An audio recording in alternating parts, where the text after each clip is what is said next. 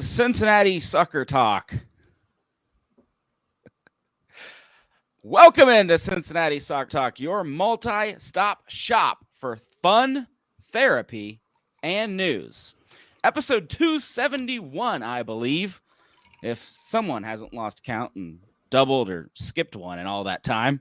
Think about that, huh? That is a long time to count once a week and keep it straight. The number of FC Cincinnati wins at home, however, are a little easier. You see, I wanted so badly to play the Hallelujah intro for you again this week, but my hands are tied. We keep that track at a safe that can only be unlocked by goals, and, well, we have a lack of them. Fans seemed a little more frustrated this week, but I think that might have to do because some felt robbed. Some felt like this should have been the one. And, well, we did find a guest who's going to help us dive into that tonight. But I didn't want to spoil you too much. You see that as the hook to keep the random Salt Lake City fan that stumbled across this podcast listening. Cincy fans, you are a loyal bunch, however. Did you renew your season tickets? That's the big question today. Deadline day, and if you didn't, well, I hope you're in front of me in line because my big dream 2022 is to slide down 4 seats in my row. Aim high, my friends. I am your host, Boston Brazel, and tonight I brought along a few of my friends and one new co-host. You may already know him from soccer lore. First up, the Rock of New England. He landed in Plymouth himself. Welcome in, Mr. Geoff Tebbets. I'm surprised you remember that. My ancestors did come over on the Mayflower. At least that's what I've been told in lore. It's good to be on the show tonight. I heard that we have a new co-host who dabbles in the FCC bourbon hashtag. So I made myself a little drink for tonight. A little bit of Evan Williams, a little bit of a sugar cube, just the basic stuff tonight. I mean, we're seeing the basics right now with Tyron Marshall and the team. So might as well get something simple and clean. Yeah, Evan Williams. Is that the name you reach for when you go to the liquor store? I mean, I have my own preferences. It's not Evan Williams. It's the easy stuff to drown in yourself in. It doesn't have a cork. It has a twist off. You know, it's cheating. That's my paycheck wasn't as high as I thought it would be. Liquor of choice. That's the result. Isn't as good as it should have been. Bourbon. Well, my next co-host is back after his hit interview last week. Do we give you credit, Bryan, if Cincinnati gets a World Cup game now? Oh, you got to always give credit to the Ginge. You know, with Lucky the Irish, even though I'm 100% German, got to give us love. No, psyched to be back. Had a great weekend with my family at FC Cincinnati. So, yeah, man, a lot of positives to take out of this miserable year, and that was certainly one of them. My 6-year-old is hooked with the orange and blue, so glad to be back. Yeah, I saw that tweet. I figured there's only one of two ways that could go down. Either everyone was going to have a good time, or you were going to end up leaving at halftime because someone would be screaming and kicking. Well, we left after 70 minutes, and my 2-year-old's birthday is on Wednesday, so to preface this with I have a very young kid still. So, no, it was a great time. My daughter loves it because it's basically like, hey, Dad, I want this. Hey, Dad, I want this. And I'm gullible, so I just buy her everything. So she likes it. The wife really enjoyed the seats, so I think we'll be going to more. Nice. Our newest co-host eats, breathes, works in soccer, and for some reason still likes to talk about it in his off time. You might know him from wrong side of the pond. Jeremy Lance, welcome, not just back to the show, but on that side of the mic. Dude, I'm excited. Thanks for having me, guys. This is a real treat. No, we're pleased to have you. I think I knew you before you knew me because I listened to your show before there was an FC Cincinnati. That's how when long we were you've been around. Yeah, back when we were talking about what if we had a team, and about the semi-pro team that DJ and I worked for, and and now here we are with our own stadium, our own MLS club. It's a wild ride. It's been. Well, we appreciate your expertise coming on the show. The rest of us pretend like we know what we're doing. At least you do soccer for a living, so that's neat. I mean, a little bit, I guess you can call it that. I wrangle around just herding cats of adult rec soccer, so I don't know if that translates well into the MLS level, but we'll see. I count things for a living. So you're still one step ahead of me. I count them in Japanese for a living. So That's hey, right. Yeah, That we thought Geoff was going to come in handy. We brought him in because we signed Kubo, and then he just hasn't done much. When's that interview happening, right? Yeah, I know. We could do that interview. Is that request in, or is that? I mean, I've heard he speaks better English than Alan Cruz does. So, No. You know what the flaw was? We forgot no one else would understand what they're saying when they were talking. I could have easily just made up everything and get. It would just be a subtitled, it'd be a video only. It wouldn't really work for the podcast. Yeah, we didn't think it through. Oh, something I don't know if you guys have thought through or not. Best or worst for the week, Bryan? I think you might have given me your best because your family was there. I don't know if you can beat that, but let's try. No, absolutely. He said got to take all my kids down there. So that was exciting to get them involved with FC Cincinnati more. Second best of the week, I think I'll chalk it up to Tyler Blackett. I think we has been very vocal at CST about why has he signed here to Cincinnati, and I think over the course of the last several matches, he's looked pretty sharp, pretty composed on the ball, not afraid to talk and position guys over the field. I'm sure he's still settling in, but overall, I think as a guy who's basically come off the plane into the team and played well, so props to him.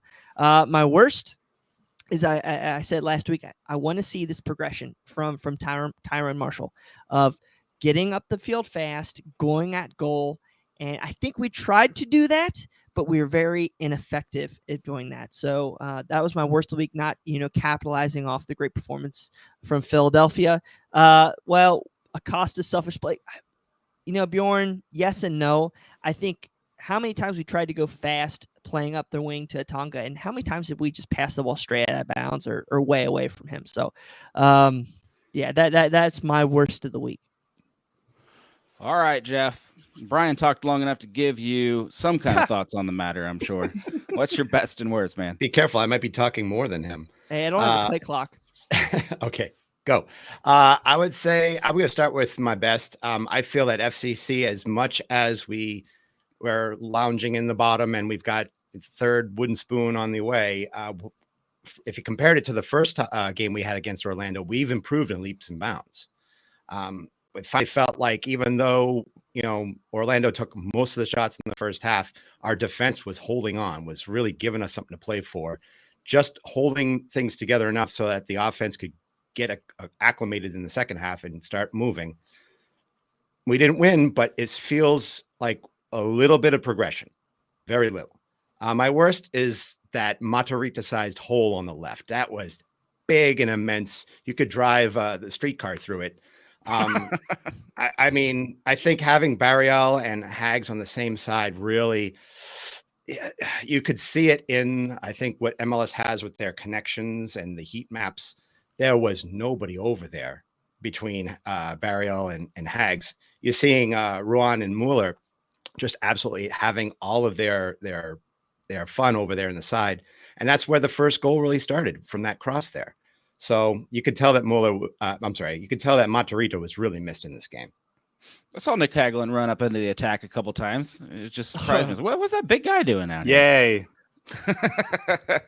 Didn't help much, but it happened. All right. I guess we'll throw it to the new kid, best and worst. Best. Kyle Scott actually exists. Like we saw him. Hey. He showed up. He was on the team sheet. He got in the game. He looked like a guy who's just trying to get back fit. Like he had like a sleeve on his leg that like he took a couple steps like right as he got on, and it like slid down to his shoe and he had to like pull it back up. He had another brace thing that he like threw off at a corner. So he was kind of moving like the Tin Man, but it was good to see him. Like he's actually real, and I think he's going to be decent. So yeah, that's my best. Worst. This was the big return of Sprinkles. Sprinkles made his big return, and like the capacity crowd wasn't really there. The atmosphere wasn't really there. They just kind of brought him in, and then like a kid that I guess it was the same kid from like a couple years ago, but like I don't know this kid, so how am I supposed to know that? And then he just kicked the ball in, and Sprinkles, fell down, and then that was it. Like it was this big buildup.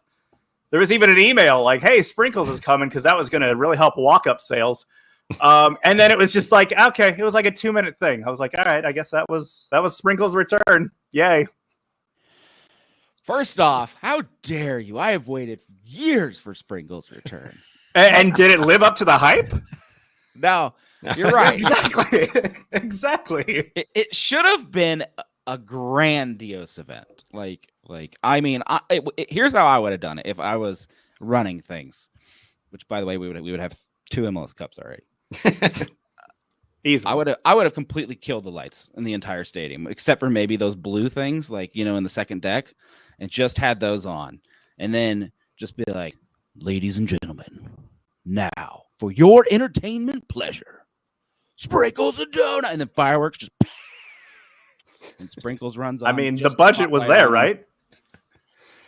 That's what it should have been. I think it should have had like one of those, how they have cuppy coffee or iced cuppy. You should have had them running, and then out of nowhere, Sprinkles just, demolishes the 3 of them and finishes in first place.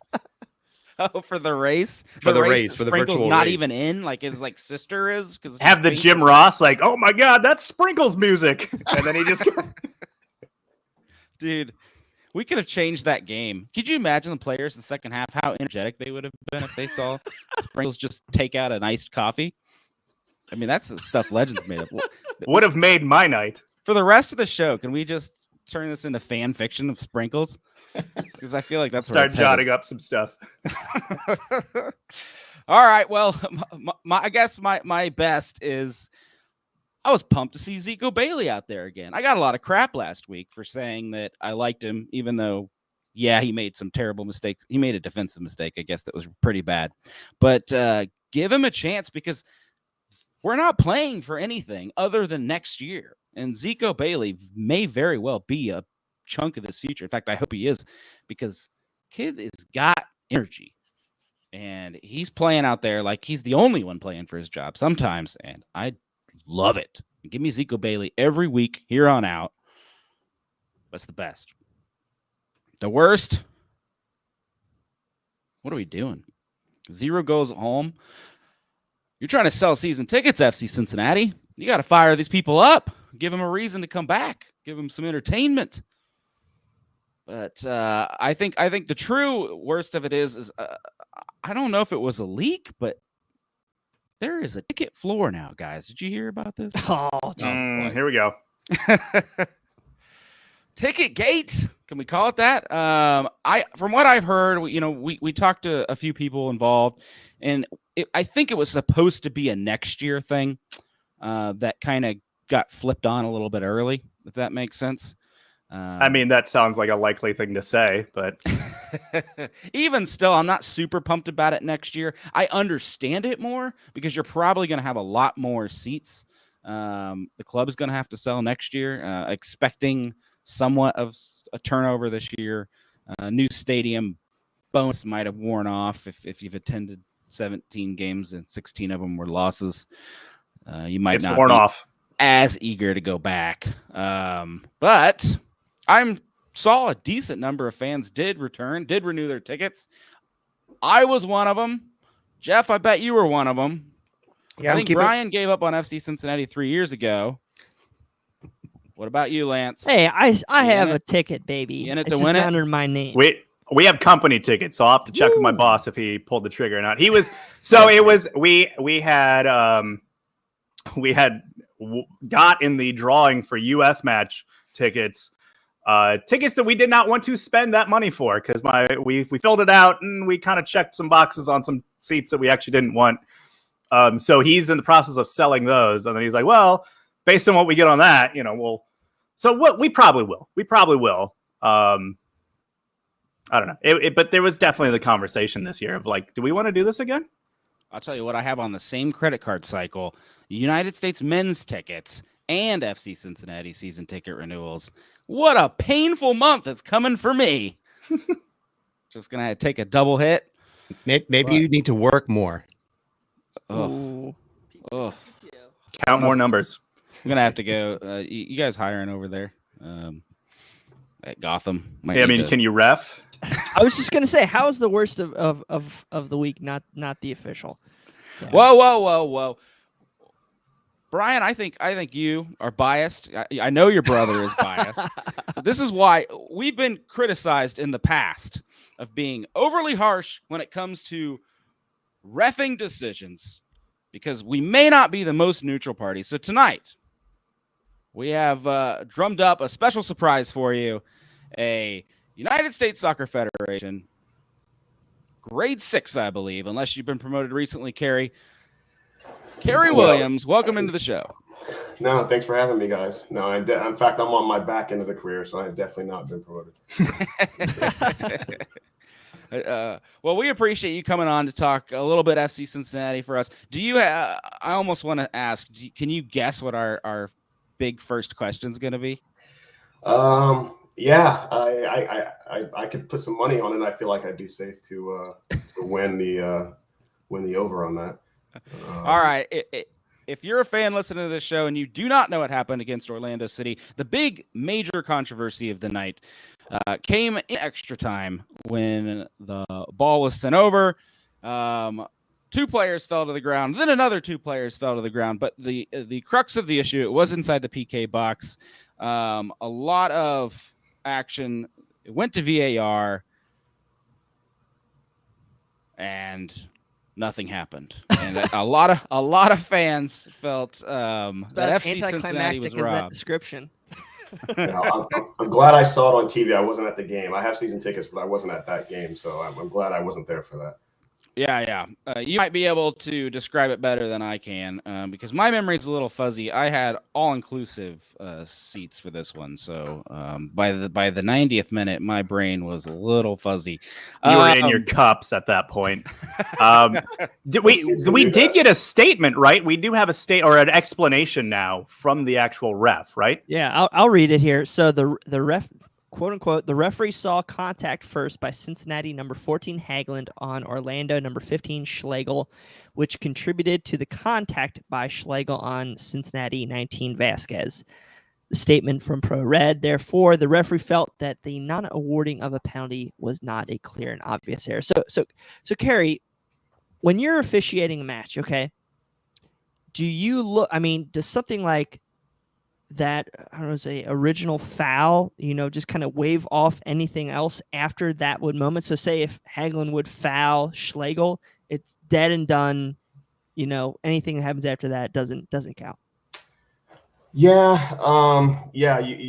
We take things in the order of which they happen, which for me, I mean, you would think that would be a logical theory to go by. And I don't even think he necessarily even had a foul. I mean, they kind of stole my thunder coming on with you guys tonight with the statement that they put out, because that was going to be my explanation when I saw the video. One of the things that referees had, there's a line we use, it's called "when in doubt, it's coming out," and that's basically when you're in doubt, we're going goal kick, we're coming out. Mm-hmm. And I think what happened was the contact by Haglund forced the off-balance nature of the other guy. I don't even know who the Orlando player was. And then after that, everything was pretty much irrelevant. And that wasn't enough to call foul coming out. So you just give a goal kick. It's actually easier to give a goal kick based on position and the fact that there's no offside on goal kick. So if you want to go long, you're fine. Yeah, because that's what they did. They awarded a goal kick and not a foul. Yeah. And so that's what happened. So, and then what VAR's responsibility is, VAR is clear and obvious errors. So if there's no clear and obvious error, you can't overturn the call. And so when he goes to the camera and he sees the Haglund contact, that negates any. If there's no Haglund contact, I guarantee he calls a penalty. But because of the Haglund contact, there's no error anymore, and that forces his hand to keep the decision.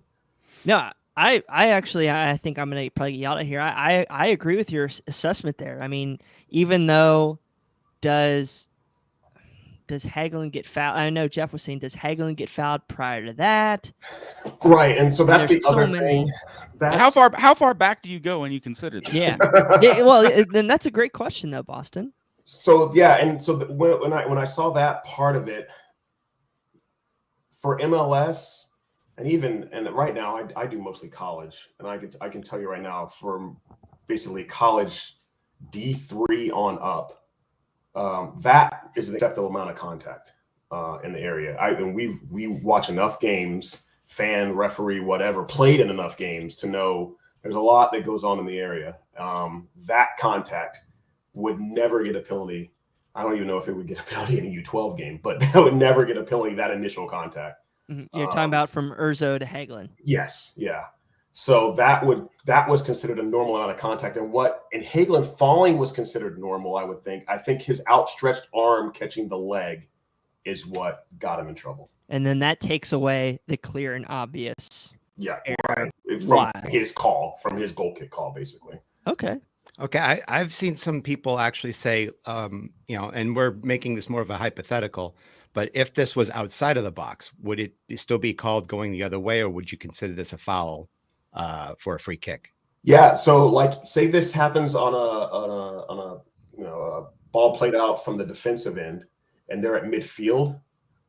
You probably have a foul going back the other way for against Hagelin. You'd probably just make that call unless the ball goes all the way to the keeper. But I feel like you'd still make that call because you'd rather have a set piece at midfield than the ball in the keeper's hands. So yeah, at that point is a foul. It's just at that point the ball's already gone out. We'll just go goal kick, and here we go. Now VAR had him go look at that.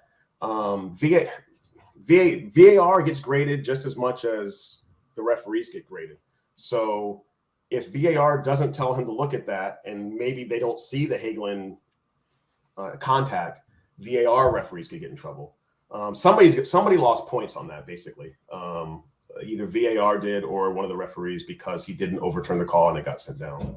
So there's a definite if VAR is very misunderstood, and their responsibilities are misunderstood. And I don't think MLS does a good enough job of explaining what VAR's role is.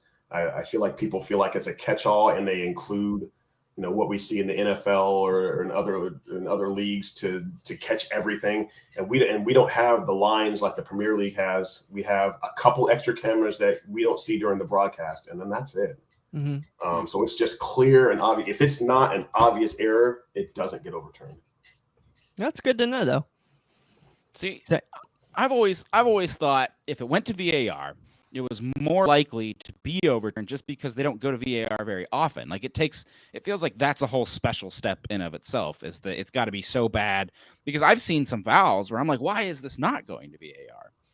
And then when it finally does, because we really haven't had very many of them. So is there also a standard of excellence, I guess, for it to even go to that level?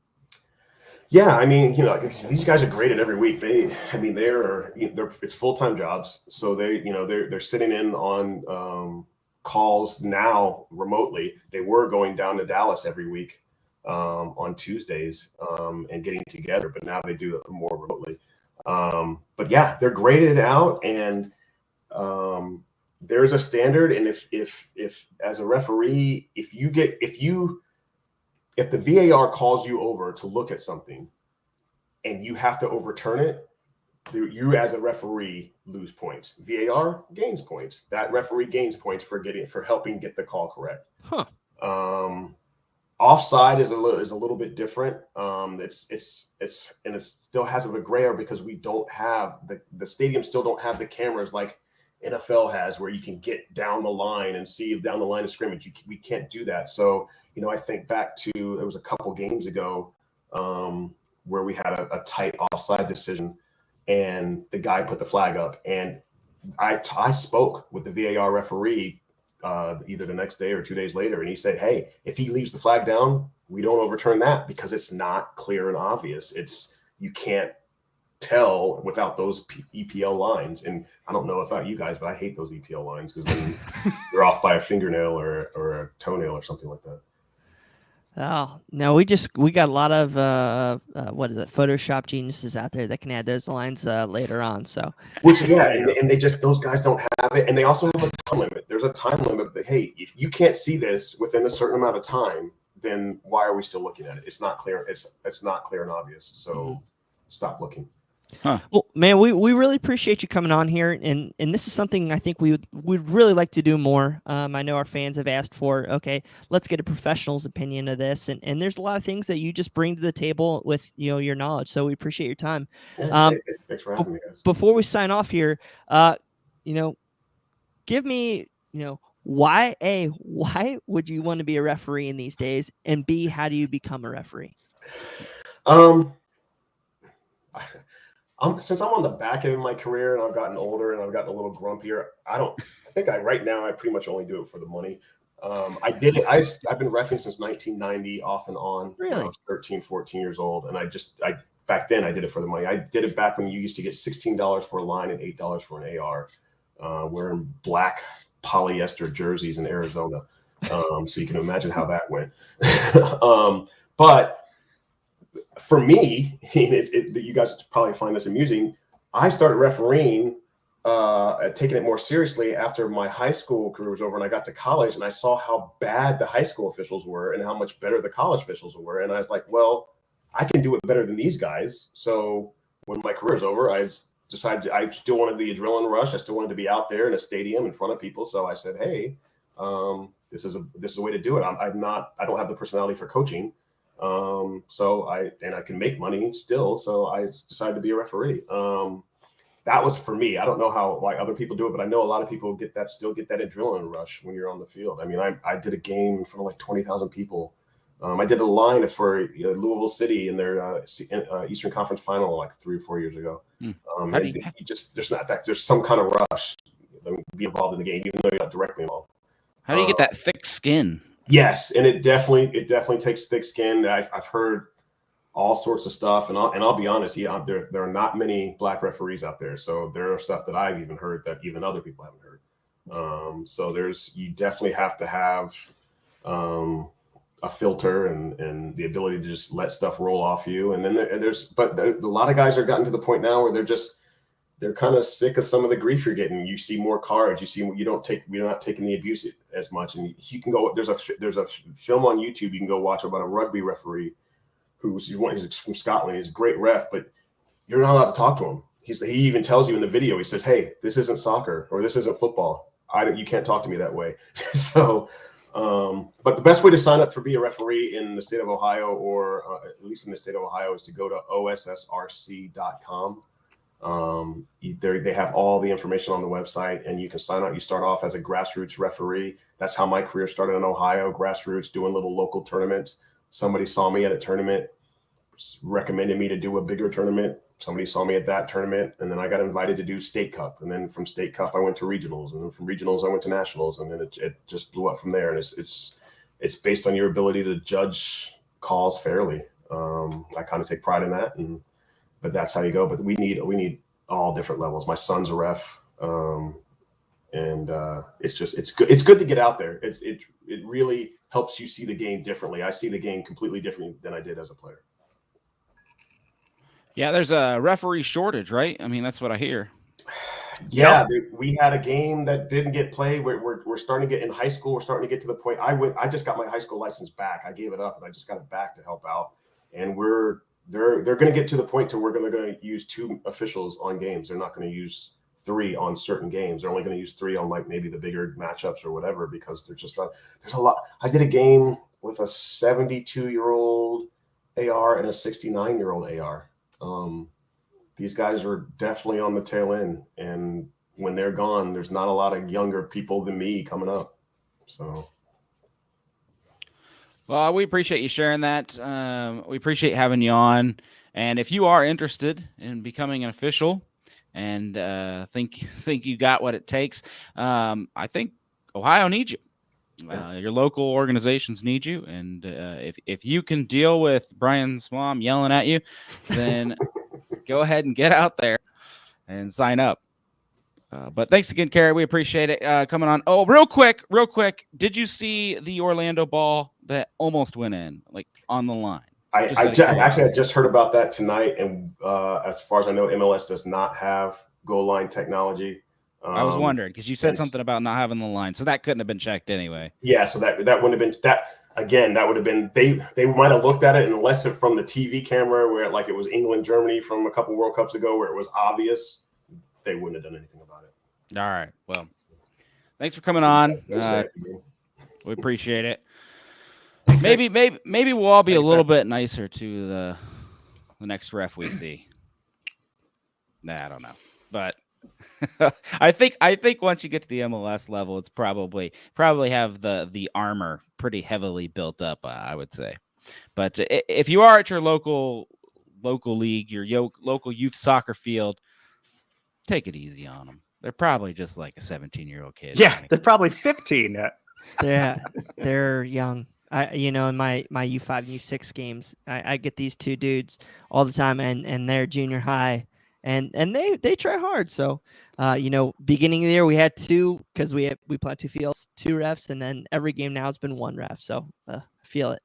I mean, I remember back when I was in high school, like almost 30 years ago, I was a basketball ref, and 30 years ago, it was rough being a ref even back then. I can't imagine what it's like now being a ref. Yep. That's why we have a referee shortage. It's partially our fault, but if you can help out, head out. Real quick, our show is supported largely by fans. We, of course, get great sponsors like SwearOX, who we will talk about here in a bit, but the legwork is done by you. And we have changed to Patreon, and we're still looking to catch up to where we were before the change. So we want to read off the names of the few people who have went ahead and contributed, and we appreciate it greatly. Ree Lee, John Davidson, Mike Hudson, Robert Stevens, Laurel Failer, Matthew Adamchek, Buddy Taylor, Riley Stephen Burke, James Denbrough, Tom Newhouse, Brian Weigel, Brian Gillis, Dan Albert, Will Kychek, Ian Rexroad, Augustus Caceres, Bill Antonitis, Carl Feit, Jeremy Strand, Kyle Pohl, Christina Sharma, Rupesh, Mike, Tom Bezeldorf, James, who is super average, John Haskell, Ryan Ernest, Mary Lou, and we have a brand new patron. Thank you, Brian. You met him. Why don't you introduce him? Yeah, that was actually real cool. As we were coming out of the match, Wes Anastasi and his wife, we were walking to the parking garage, and he said hi, and he was bragging about me to my kids and my wife. So that was pretty cool. So Wes, appreciate it. Nice to meet you, pal, and hope to see you guys a lot more throughout the year. Yes, indeed. We do appreciate it. And if you want to support Cincinnati Soccer Talk, you can over CincinnatiSoccerTalk.com/support or our Patreon. Well, guys, FC Cincinnati, I mean, I hate to break it to you. I don't know if you know this, but it doesn't look like FC Cincinnati is going to be in the playoffs this year. Oh, damn. Yeah, I know. It might be hard to accept, but it's true. But we do have MLS playoffs coming up. And we just I feel like on this show, we just pump Cincinnati and talk about the game. And we probably should talk about what this thing's looking like. Right now in the East, you have New England, Nashville, Philly, Orlando, Atlanta, DC, and right at the cutoff line, Montreal. And I think both New Yorks are just below that line by like a point. So there's still shifting room to be had. Jeremy, who's the most surprising team in this list? Starting the season. I mean, it's got to be Montreal, right? I think. I mean, so. Did anyone expect them to do much of anything? I mean, even we can actually beat them. I mean, we did. We did, and then a very horrible thing happened when we were in Montreal.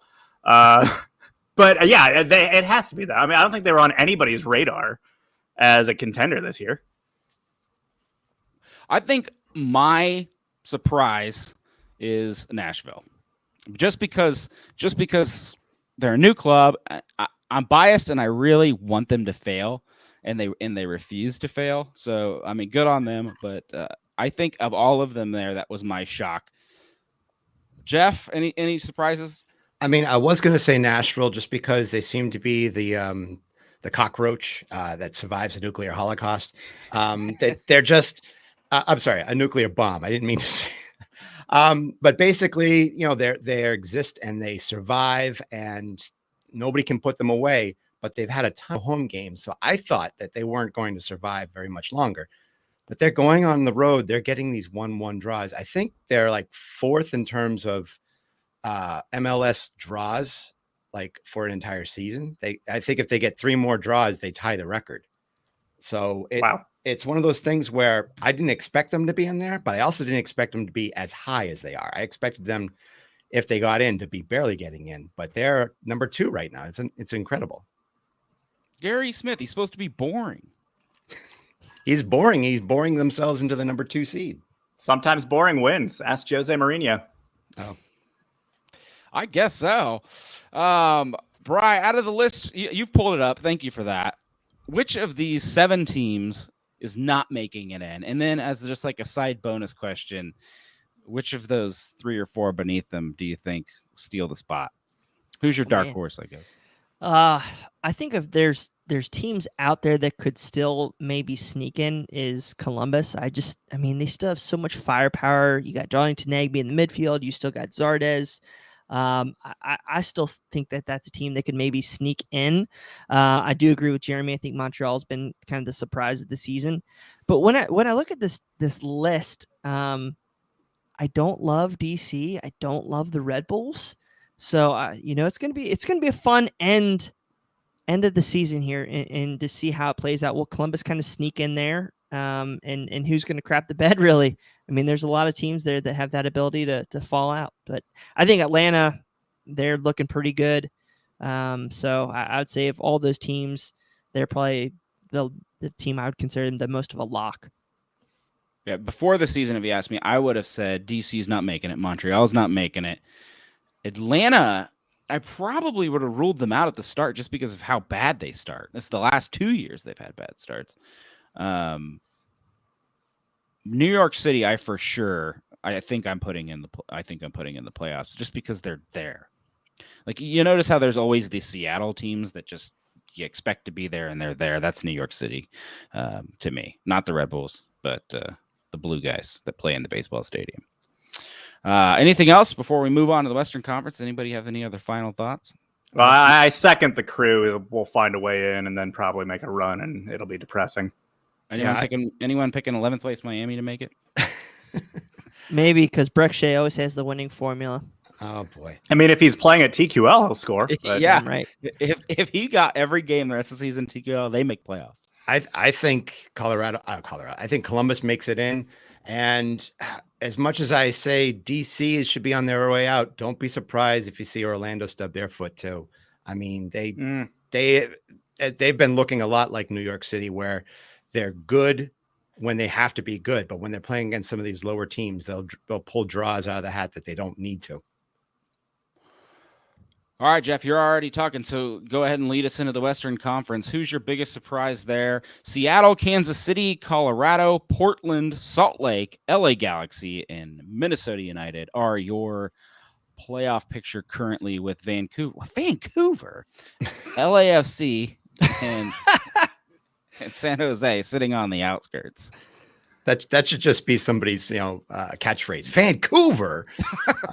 It's incredible to see them there. It's incredible that you looked at the 3 teams from Canada, and probably Vancouver's the hottest one right now. Mm-hmm. But in terms of that list of the 7 that are in, I did not expect Colorado to be as high as they are. I mean, they had a lot of pieces that were coming and going, but they've managed to really pull off some really good wins. I just don't know how things are going to look coming down the stretch. That as much as I think the East has a lot that's been decided in the terms of the top 5, maybe there's still a lot of slugging going on in the West. You could see teams like LA Galaxy or Colorado bottom out unexpectedly.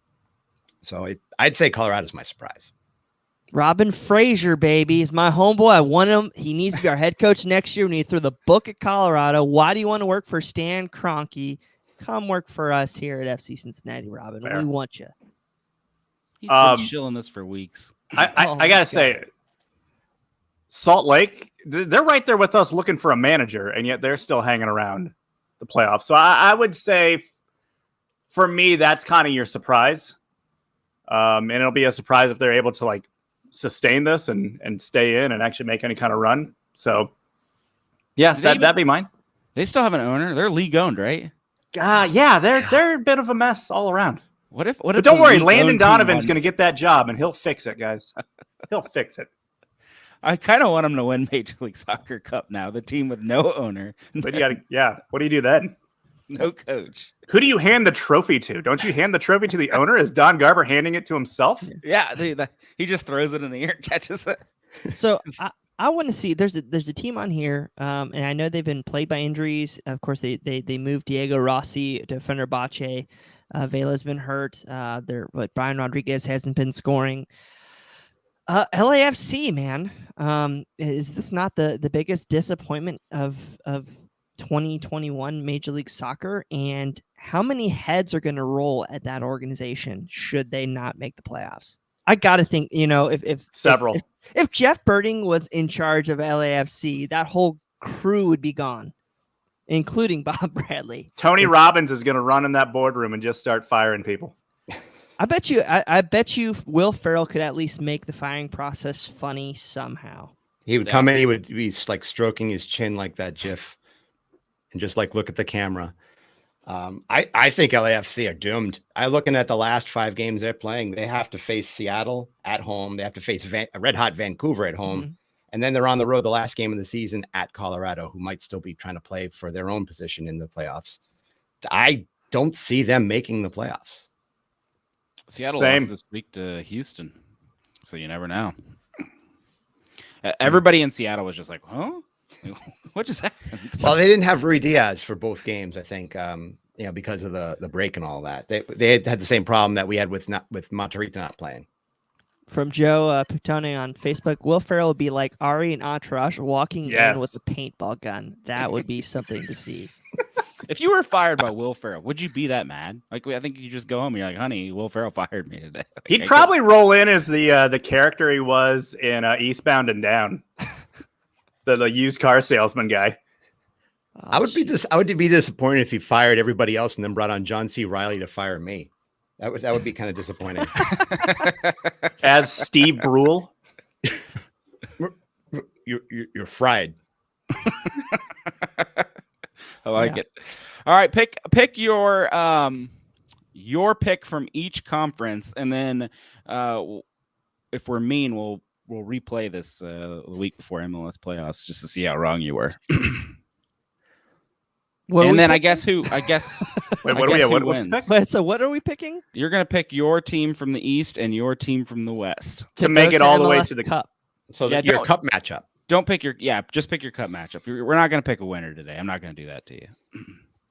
Well, Seattle, I'm going to take the homer there. Yeah, Seattle, 110%. And, oh, goodness, I got to scroll up to the...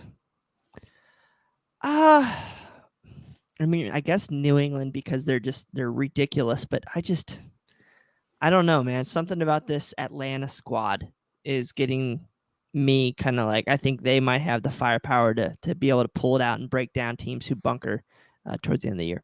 If there was still home and away legs, I think I might go with your boring 2 number 1 seed pick, Bri. But I don't know. MLS playoffs just don't play that nice. Yeah, I don't want to see the Revs get to the MLS Cup because I know they'll lose if they go there. I've experienced it. It's kind of their thing. Yeah, I mean, why stop now? Why not become the better or more infamous than the Buffalo Bills of the MLS? I would say you're almost like saying like Cleveland Browns fans are more happy because they never made a Super Bowl. Yeah, something like that. My guess is I'm going to say New England they're not going to make it to the final just because their defense tends to collapse the wrong times. We saw it this past weekend against Chicago. They had a lead, they lost it. They had a lead, and then the next minute they lost it. Their defense is in front of a world caliber goalie, but the defense is still young in spots and weak in others. So I'm actually going to pick Philadelphia. I think they're going to get things put together. They've gotten a lot of experience this year playing, CCL soccer at the same time. I think they're going to be rested. I think they're going to be ready to run the table. From the West, I say Portland. Before they coughed a little bit and lost to the Galaxy this past weekend, they rattled off like 9 wins out of 10 games. they're hotter than people want to admit. And if they get to face Seattle in a conference final, you know what that result could end up being. I dig it. It's I think that's more realistic. I think I'd go. I want Seattle and Atlanta, but we'll probably get like Philly and Colorado. The ratings will be down. We'll probably get like Columbus and Portland again or something like that. Wait, I don't even think Portland can. Can they make it? Oh yeah, they're still in it. What am I talking about? They're like Did you not just listen? That to was what just Geoff No my faith. said? No faith in Geo there. Oh my God. He's still drunk from Saturday, guys. Just call me Stall that Joel. out. Just call me Joel and call it a day, Boston. All right. You know. Shoot, Portland's been so boring this year. I forgot all about them. Yeah, bunch of wins. That's all they do. It's boring. I don't Just know. like FC Cincinnati and losses. KC, that's my pick. Sporting KC in the West. They just seem to always put it together in tournaments. If they can get past the terror that is Seattle. I need Seattle to fall in like some stupid game versus Vancouver. And then that knocks them out. I mean, stupid game. That would be a hell of a rivalry game too, man. Yeah. Well, yeah, but that's like the fake rivalry, right? Because it's really Portland, Seattle, and then everybody in Vancouver's like, hey guys, what about it? It's Portland, Seattle because of all the games they've played outside of MLS, but Vancouver gets up for it just as much. Vancouver gets up for it. No one else does when they play Vancouver. It's like the Xavier UC rivalry, Which side? depending which year. It's like us in the Trillium Cup, you know. Yeah, Brian, you better tread carefully. Your brother already made us lose like 200 subscribers by going off about Ohio State being better than UC last week. Yeah. Oh, geez, really? Yeah, That'll do I just watched our ratings plummet, and I was like, Hey, he's not even on. I give a lot of crap. I have a lot of UC gear upstairs. I work there for the internship, so I have some loyalty. Yep. Some. Well, do we want to talk about the big news of the day? FC Cincinnati acquires $100,000 in 2022 Gam from Charlotte Victory! SD. Have any of you guys met Gam? I saw him outside of a game one time. Nice guy. He was looking Yeah. for tickets. Couldn't have. Maybe he can afford them now. $100,000 in exchange for Jordy. Anybody know how to pronounce this last Just name? take a swing. Just take a wild swing at that one. The guy for Charlotte. Yes, Jordy for Charlotte. No, FC Cincinnati apparently had him on our discovery list, this magical dibs list in Major League Soccer. For those of you not familiar, you can just create a list of people that you think someday you will sign, and if anybody else wants that guy, I really think that's like actually what the list is for, is to like try to figure out who somebody else might sign, and then you can get free Just game. start writing down like all of Yeah. Messi's and Ronaldo's kids. Like what are Somebody their names? has Yeah. Messi, you know it does. Like somebody has Messi, somebody has Ronaldo on their list. Well, so I think you only get 5 players on that list, or 5 or 7, and I think it actually resets every so often. Yeah, I know there's So- an order, the list order of your picks, and I don't know. But Well, so here's the question I had with this. So we got 250,000 for the guy we traded the rights to LA, and then we paid, was it the DC $250,000 for Acosta's rights? So was the first move in Chris Albright's tenure? Did we get fleeced? Ooh. I mean, you could make the argument that we didn't return the favor and fleece the new guy. There you go. Yeah. Because it happened to us. So why Yeah. didn't we return the favor? Yeah. Charlotte is sitting out there with a giant pile of money. Yeah, they're But- looking to spend. Yeah. The other thing is this player just may not been, Same caliber. Yeah, it may just not have been like Charlotte's like, hey, it's $100,000 or we don't care. We're just not going to sign him, and you can try. And we were just like, oh, we don't have any room. So Is this is he a DP? Have they announced this? No, he's just No. a He's straight- just a guy. Yeah. Okay. Yeah. He's just a 100,000. guy. All right. That's fine. Good. Yeah, and we clearly don't have the international room. He was a D mid. I mean, we could have used it somehow. I think what we should have done is we should have taken the 100K and the rights to the name the Queen City. Oh, Geoff with the fire. Right? That should have been included in this package deal. Why are you not working in the front office, sir? They would have gave it up too. They don't care. They call his name. They call him by his right name. So he just doesn't like the respect there that they show him. Do He you doesn't respond require? to Do you take the crown out of the logo? Is that part of the deal? Like you gotta take the crown off. Do you want the crown? I don't want the All crown. right. So here'd be my terms if I ever worked for the club. The name Gary is no longer affiliated with the club. Ooh, but the fans picked Gary, not the club. Dumb.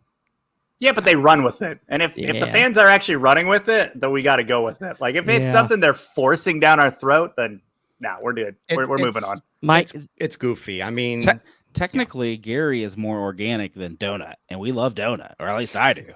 okay, we celebrate mistakes. But no, seriously, I was so upset because my kids are like, I want to say the line. What's his name? Gary. Oh, I love Gary. I'm like, God damn it. I don't know. I don't know if I can jump on that wagon with you, Bri. It might just push you down the hill in it. The U.S. men's national team. We talked about it last week. We had an awesome guest. The big event is this week, right, Brian? Yeah, Friday afternoon, I think from 2 to 5 p.m. Let me bring up the good old slide here. Down at the Banks in downtown Cincinnati. Go check it out. I think there's going to be free food trucks. I want to say maybe free La Rosas now too. There's some pizza companies doing stuff for free. Free T-shirts, free tickets to an FC Cincinnati match, the last home match of the year. I think your first beer at Moorline Lager House is free. So go hang out there, wear your favorite national team, whether it's England for Jamie or United States or Germany or whoever you want. Go wear it and go support Cincinnati's bid for the FIFA World Cup. I mean, we get one shot at this for us fans to make a difference here. I mean, you see banners up around town. You've been seeing a lot more stories about it. So really, we need everybody to show up at the Banks if you can at 2:00. If you work downtown, not my advisement, but if you want to pull a fire alarm and tell everybody to go down to the Banks, I'm cool with that. Listen, but, all you have to do is just cough nowadays, and they'll send you home. You're good out of there. freaking Get idea. out of here. You're coughing. Go. Good freaking thing there. But yeah, no, just have fun. If you can be a part of it, please do. Yeah, that's how I knew it was serious. Like, the little street lights banners that they only change like twice a year for major events. Somehow this is the event, and I was like, whoa, we were taking this seriously. We got the street light banners. I mean, they have live world music, so What the heck? What does that mean? By the way, I don't know. I'm excited. I'm gonna be there, and I'm definitely gonna be tuning in for that part. I mean, I've seen the Cincinnati Music Accelerator before. It's pretty cool. You have some, local guys who really just want to peddle their music. It's a pretty awesome concept. I'm expecting. Where Walk is the that? That's Moon. at the Banks too. This is all happening at one place. I think so. I think the Accelerator is sort of like a food truck in that sort of mobility. It's able to set up its stage wherever you want. Oh, that's pretty sweet. Yeah, well, definitely, please, if you can, get down there, have fun, bring a friend if you can. I think you can go on to 2026cincy.com, find out more information, go find all their social media. I think they've actually updated a couple things where like the march might start like at 2:45 versus 3:00, but go check it out. And please, if you can get there, please do. It's free food and beer, people. I mean, what more do you want? That's Cincinnati to a T. There you go. If it's free, it's for me. Well, Cincinnati Soccer Talk is hiring, and we're looking for writers. And so we, I think Lance here is filling up the podcast spot. I know we have a couple other additions we've just brought on, and we appreciate everybody who's reached out and shown support in that area. And with that, we of course appreciate the support of our sponsor, Suero X. Rehydrate with the new Suero X, 0 sugar, 0 calories. And you probably should bring some down this Friday to that World Cup party because you are going to need it. And trust me, it is awesome after you drink. Just chug that thing, go to bed, no hangover. I'm telling you, that's my cure. You just wake up Monday slurring words. Then you just get on this show and don't know what you're talking about. That's how you run it. we probably should get into our final thoughts. I didn't realize the timer was ticking. Real quick, let's see. Do we have anything else to cover? Renewal deadline. Talked about that. Did we bring this up last week? FC Cincinnati entered a partnership with Ghana Club Heart of Oaks. Did we talk about that last week? We addressed it. Yeah. What does this actually? What does it actually mean? No, that's my question because Diddly I read squat. the press release and I still didn't know.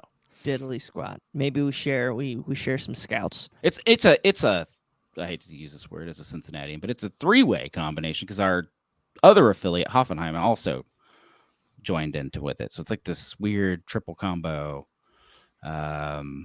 Supposedly we're all going to share players, but do any of these ever work? So those of you who have been following this league a long time, like, do any of these partnerships ever turn out for either side? Like, I'm trying to find a successful one because I see it every year. It's like, I'm an affiliate of this team. I'm an affiliate of this team. USL teams are affiliates of Major League Soccer. I never see anything come from these things. Frank Lampard was not a good import from Man City.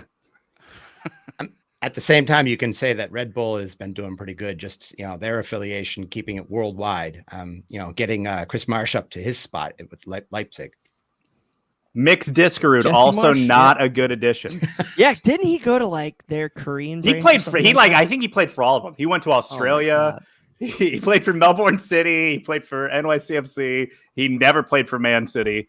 And then he went to some other one they had. I think if you play for all the Etihad, teams, you get like all of the spaces. You get the card punched. You get a free sub or something like that. It's pretty awesome. Franko Kovacevic, baby, missing piece. Free sub? What? That'd be like 6 subs. He was here for the free subs. Sorry, I spun that on its head. All right, Bryan. Final thoughts. Let's get out of here. We're losing control. Oh yeah. So again, I think I was going to touch on the World Cup a little bit here, but I'm going to circle back to the match. I guess we'll say is you still look at the guys and you still see them trying. I think there's a lot of heart there. I mean, you saw Geoff Cameron how many times, because Kamahale Makocho is worth diddly squat, same like Stanka in the midfield. I mean, you would literally saw Geoff Cameron bulldoze up the field and try to get the ball forward and try to make things happen. And I know people hate Lucho in some instances. He has a great game followed by a Lucho style game they had this week where the ball got trapped on his feet a lot, just wasn't as crisp. I mean, they're still trying to do things, so I at least appreciate that out of these guys. That being said, Chris Albright, get ready to write that check to get Camo off the books, man, because I don't know if any of you guys were seeing it out there, how many times Harris and Cameron were going after Camo, telling him he was out of position, how many times he tracked back on the goal, he was out of position. So I'm sick of it. Play Kyle Scott. I know people say play the kids and you got to earn things, but I'm done with the experiment. So at least thank you for trying, Cameron and Acosta, those guys. So. All right. Well, harsh, but maybe needed. That's the fire coming out of the ginger. Geoff, what's the last thing you want to leave in people's ears? Well, that's a great segue because we're playing the Fire on Wednesday. Double match week. That's the next game. You can listen to that. Was that going to be on March to Match Day this week?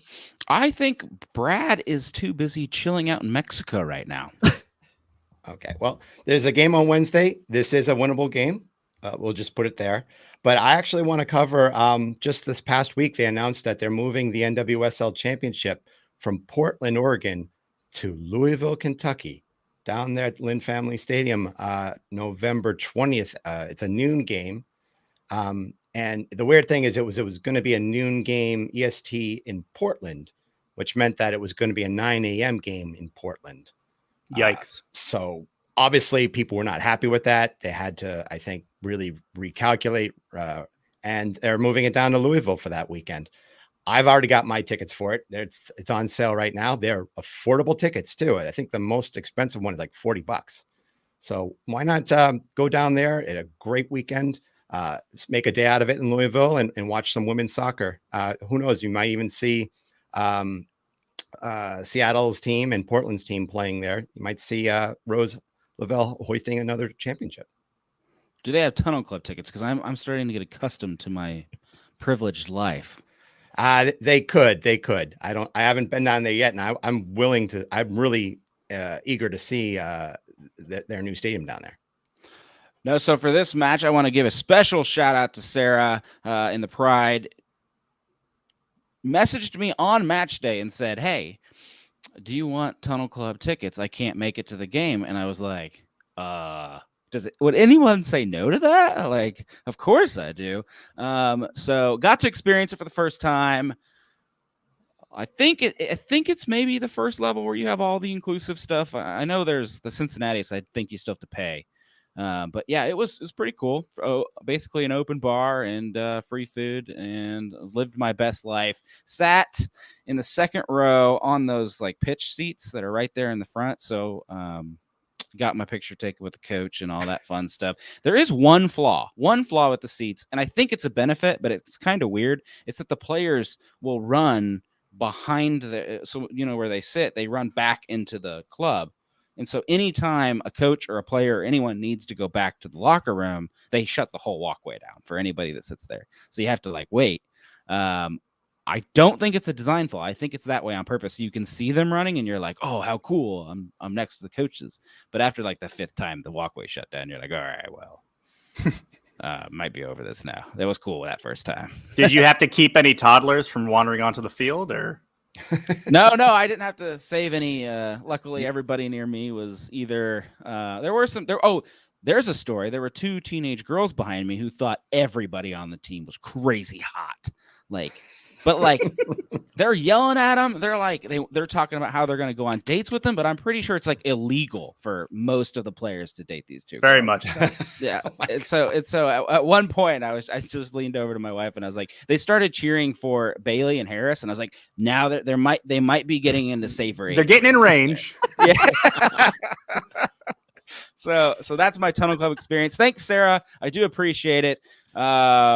I think I might have been in the same seats Jonah from Knifey Lion Radio was in last week. I that might be where I was. I'm not sure, but I appreciate it nonetheless. I did not say hi to Alex Steck like Jonah did. I was too afraid to bang on the glass and make a big fool of myself.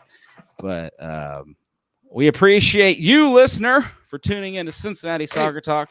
Hey, are we going to go to Jeremy for his final thoughts? Oh yeah, dude! I'm so used to only having two hosts on the show. It's fine. Hey, so my final thoughts. There are 3 matches left. I know you're thinking, I'm going to get rid of these tickets. I don't want to go. It's going to be cold. Kids got stuff. Fall's a busy time of year. Just remember what you're going to feel like in February when you cannot wait for a match. Yep. Go to the match.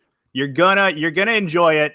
Somehow, I mean, the game is going to be the game, but you're going to enjoy it, and it's going to be an experience that you're going to really want to have here in the winter when we have no soccer to go to.